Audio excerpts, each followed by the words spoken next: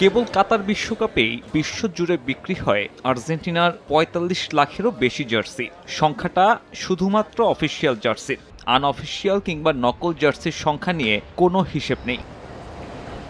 এবারও আকাশ ছোঁয়া চাহিদা আকাশী নীল জার্সির। তবে নকল জার্সির দাপটে কোন ঠাসা অ্যাডিডাস। খোদ বুয়েন্স এইরেসেই বিক্রি হওয়া জার্সির ৭০ থেকে ৮০% নকল। আর্জেন্টিনায় চলমান মুদ্রাস্ফীতিতে মাথাপিছু আয় কমেছে মানুষের। এছাড়া অফিসিয়াল জার্সির ওপর উচ্চ হারের কর থাকায় তা এখন সাধারণ মানুষের ধরাছোঁয়ার বাইরে। মূলত এ কারণেই নকল জার্সির দিকে ঝুঁকছে আর্জেন্টাইনরা। দামের পার্থক্যটাও অনেক।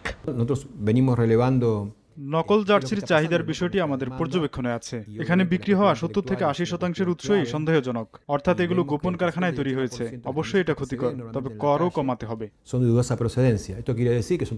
আনঅফিসিয়াল হলেও কাপড়ের মান বুঝে চাহিদা ফুটবল প্রেমীদের মাঝে। আর সে চাহিদা বুঝেই নকল জার্সিতে ব্যবহার করা হচ্ছে ভালো মানের কাপড়। ভক্তরা অবশ্য তাতেই খুশি।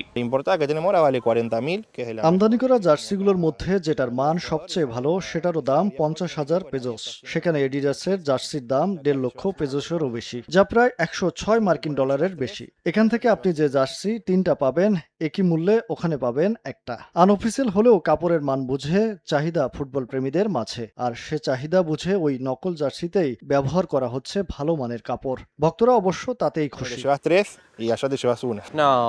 সত্যিটা হলো আমাদের পরিবারে সবাই আনঅফিসিয়াল জার্সি কিনি, কারণ অফিসিয়ালগুলো অনেক দামি।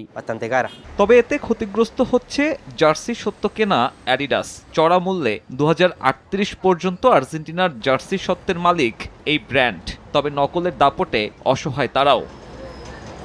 সাব্বির মিথুন, সময় সংবাদ। এক মিষ্টি সকাল কানে কানে কিছু গুনগুনিয়ে বলে যায়, কাছে আয় ভেসে যায় হাজার ফুলের ঠিকানায়, ছুঁয়ে দিয়ে ডুবে যায় সুগন্ধে শেষে মানা। তিব্বত লাক্সারি সো, বাংলাদেশের রূপ।